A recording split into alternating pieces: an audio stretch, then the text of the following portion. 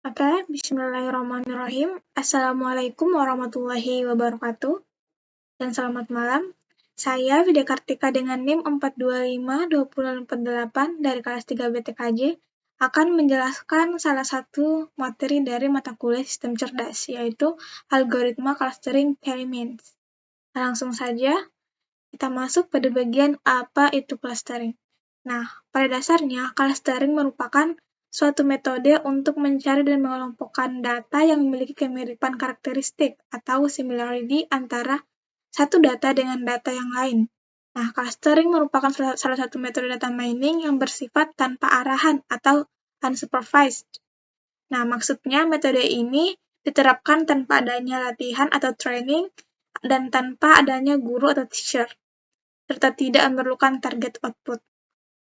Nah, dalam data mining ada dua jenis metode clustering yang digunakan dalam pengelompokan data, yaitu hierarchical clustering dan non-hierarchical clustering. Nah, apa itu K-means clustering? K-means merupakan salah satu algoritma yang bersifat unsupervised learning. Nah, K-means memiliki fungsi untuk mengelompokkan data ke dalam cluster. Algoritma ini dapat menerima data tanpa adanya label kategori. K-means clustering algoritma juga merupakan metode non-hierarchy.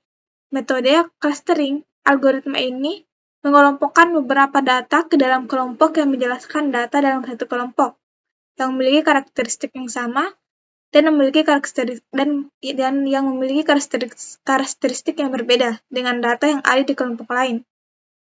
Cluster sampling adalah teknik pengambilan sampel di mana unit-unit populasi dipilih secara acak dari kelompok yang sudah ada disebut cluster.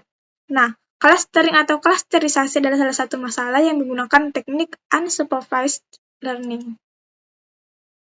Nah, menurut Santosa 2007, langkah-langkah melakukan clustering dengan metode K-means adalah sebagai berikut. Pertama, pilih jumlah cluster K. Inisialisasi K pusat cluster ini bisa dilakukan dengan berbagai cara, namun yang paling sering dilakukan adalah dengan cara random. Pusat-pusat cluster diberi nilai awal dengan angka-angka random. Kemudian, alokasikan semua data atau objek ke cluster terdekat. Kedekatan dua objek ditentukan berdasarkan jarak kedua objek tersebut. Demikian juga kedekatan suatu data ke cluster tertentu ditentukan jarak antara data dengan pusat cluster. Dalam tahap ini, perlu dihitung jarak tiap data ke tiap pusat cluster. Jarak paling antara satu dengan satu cluster tertentu akan menentukan suatu data masuk dalam cluster mana. Untuk menghitung jarak semua data ke setiap titik pusat cluster dapat menggunakan teori jarak Euclidean yang dirumuskan sebagai berikut. Nah, ini merupakan rumusnya. Kemudian selanjutnya, hitung kembali pusat cluster dengan keanggotaan cluster yang sekarang. Pusat cluster adalah rata-rata dari semua data atau objek dalam cluster tertentu.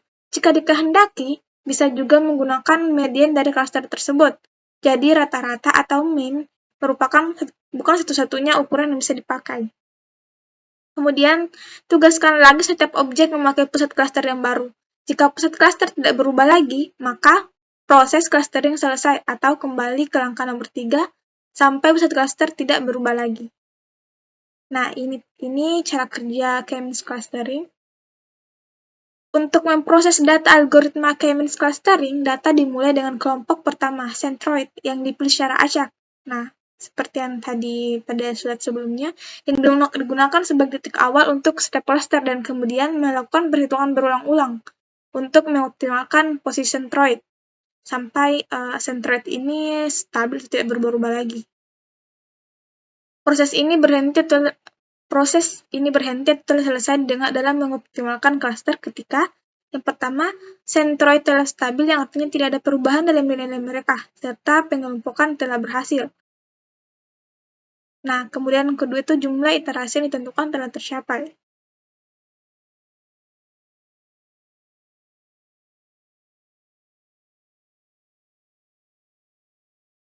Nah, untuk praktikum algoritma K-means clustering ini Saya mengambil kasus data penghasilan satu keluarga berdasarkan jumlah anggota keluarga. Nah, di sini kita buka di Visual Studio Code. Nah, ini merupakan kode program untuk praktikum ini yang kemudian akan kita jalankan. Nah, kita buka file. Nah, di sini adalah tempat saya atau folder tempat saya menyimpan file program tadi.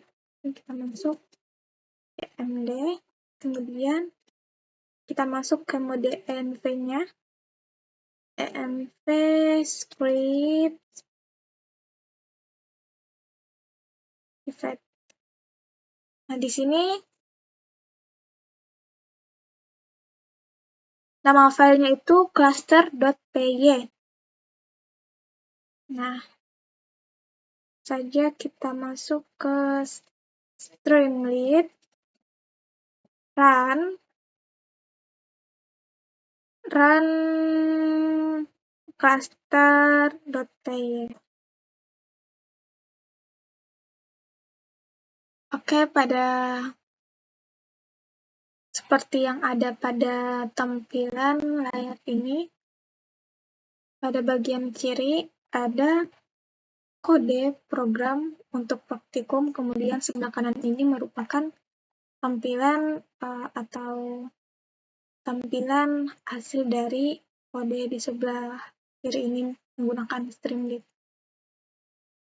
Nah, di sini yang pertama itu kita ada langkah clustering data penghasilan satu keluarga berdasarkan jumlah anggota keluarga.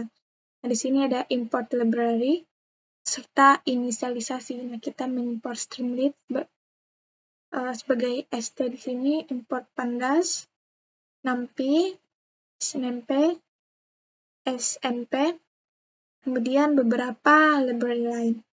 Nah, pada saat menjalankan program di CMD juga, jangan lupa untuk menginstal library terlebih dahulu, agar program kita bisa berjalan. Nah, karena di sini posisinya saya sudah menginstal library yang dibutuhkan, jadi ketika saya memasukkan perintah putlist, maka akan dimunculkan library yang telah terinstall pada laptop saya ini, Python ini. Di sini sudah ada pandas, numpy, dan lain-lain. Nah, langsung masuk ke langkah selanjutnya, itu import CSV ke data sheet. Nah, di sini df merupakan file CSV tadi. Nah, di sini saya mengambil data set penghasilan per keluarga dengan ekstensi CSV ini.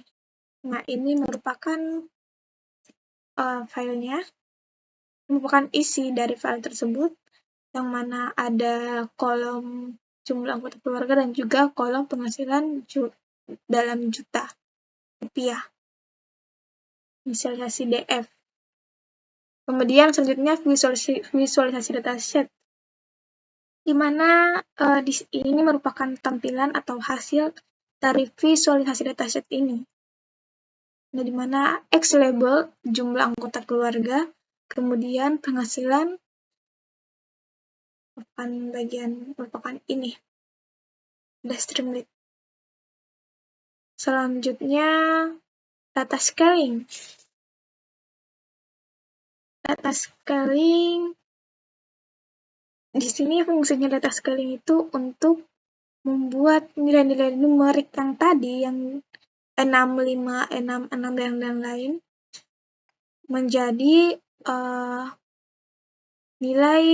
menjadi angka numerik, menjadi angka yang lebih umum atau tidak memiliki jarak yang terlalu tinggi satu sama lain. Nah, bisa kita lihat di sini kitarannya cuma antara 1, 0, 1, 0. Tidak memiliki gap atau jarak seperti 2 dengan 6 dan lain-lain. Mungkin itu sederhananya. Kemudian mengubah data array ke dalam data frame agar dapat diolah k-means clustering. Nah, maksudnya itu di sini dimasukkan ke dalam data frame. Nah, ini jumlah anggota keluarga dengan nilai yang telah melalui proses atas scaling tadi. Kemudian membuat k-means clustering, di mana di sini ada seperti ada angka 0, 1, 2, 0, 1, 2. Nah, ini.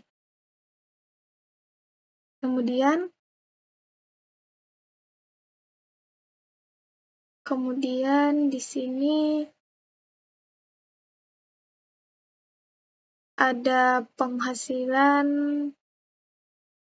Di sini tadi di bagian k-means ada tipe, ini merupakan tipe penghasilan, intinya yang masih dalam angka seperti ini. Kemudian visualisasi cluster data. Di sini ada 0, 1, 2 yang merupakan tipe penghasilan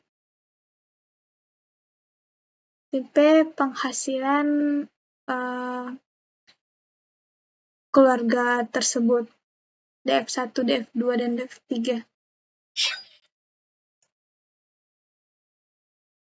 Nah, X-label ini jumlah anggota keluarga, kemudian Y-label merupakan penghasilan, relatif penghasilan di sini. Ya, penghasilan dari sini tadi, k-means, dari proses membuat k-means clustering tadi, kemudian selanjutnya itu ada memasukkan hasil k-means dalam data frame. Nah, di sini, setelah tadi kita membuat visualisasi cluster data, nah di sini selanjutnya kita akan membuat tipe penghasilan tadi ke dalam